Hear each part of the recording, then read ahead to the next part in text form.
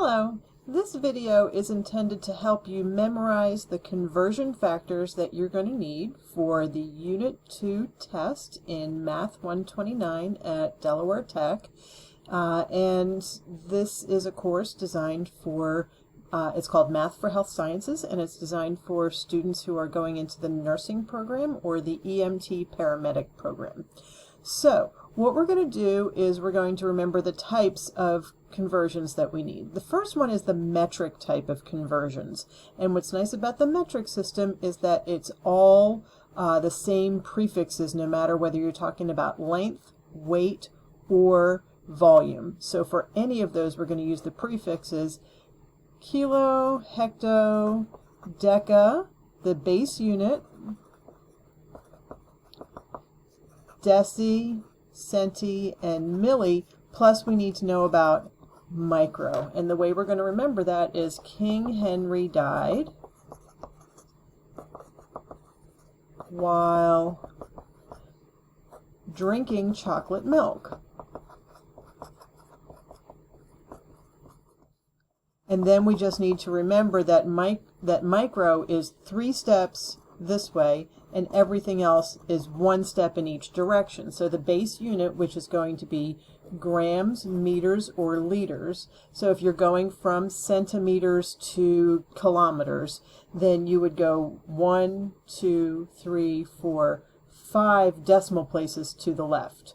Or another way of looking at it is, this is the base unit. There are 10 decimeters in 1 meter. There are 100 centiliters in 1 liter. Okay, so that's one thing we need to remember is the rules for metric system. The next bunch of conversion factors are inside the U.S. customary system, and they fall into categories. So we're going to talk about length, we're going to talk about volume, and we're going to talk about weight.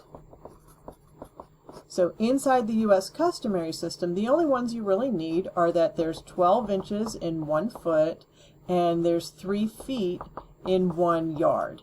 Those are probably ones you know already, so you don't really have to worry about that. Weight, you might not remember that there's 16 ounces in a pound. Let me write that better, 1 pound. But the letters LB look a little bit like a 16, so all you need to remember is that there's a 16 in there somewhere, and then all you need to remember is that there's 16 ounces in a pound, not the other way around. And the volume, we're going to start with the little ones, so we're going to start with teaspoons. That's the smallest one we're going to need. So teaspoons and tablespoons. 3 teaspoons equals 1 tablespoon. 2 tablespoons equals 1 fluid ounce. 8 fluid ounces is 1 cup. 2 cups is 1 pint. 2 pints is 1 quart, and that's really all we need for this one. And the way to remember these conversions from between here and here is remember the story of King Gallen and his 4 queens, and each queen has 2 princesses. That's why there's 2 pints in a quart, and each princess has 2 cats, so there's 2 cups in a pint.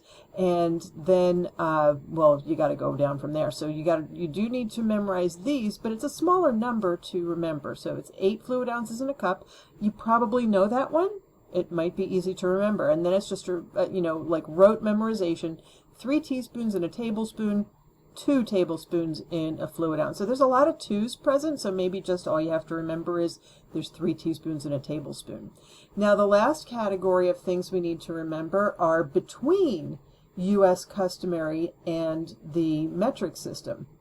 And this is estimations that are close enough for what we're going to need in the nursing program and EMT paramedic program. These are not exact, but it's about 2.5 centimeters is about equal to 1 inch, and that's close enough for our purposes.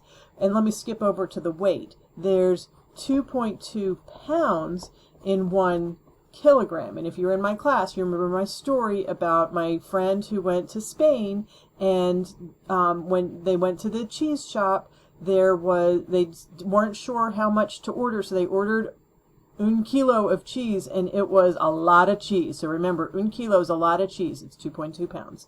So these two are kind of similar. So you do need to be able to distinguish between 2.5 centimeters is about equal to 1 inch and 2.22 pounds is about equal to 1 kilogram. For the volume, it's a little bit trickier, but it's not too bad.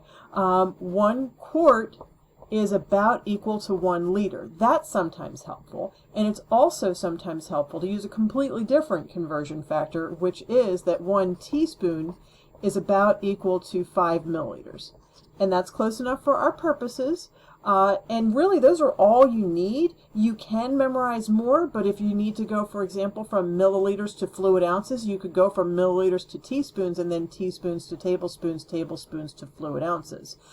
So if you wanted to, you could also memorize that 1 tablespoon is about equal to 15 milliliters, and 1 fluid ounce is about equal to 30 milliliters. But these are all related to each other. This one's a different one, so that's why sometimes there's 2 answers with these 2. And the last category is time.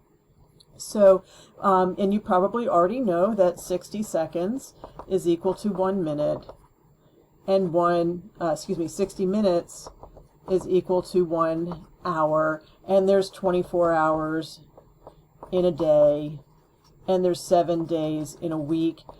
You probably know these already, so there's not much to memorize there.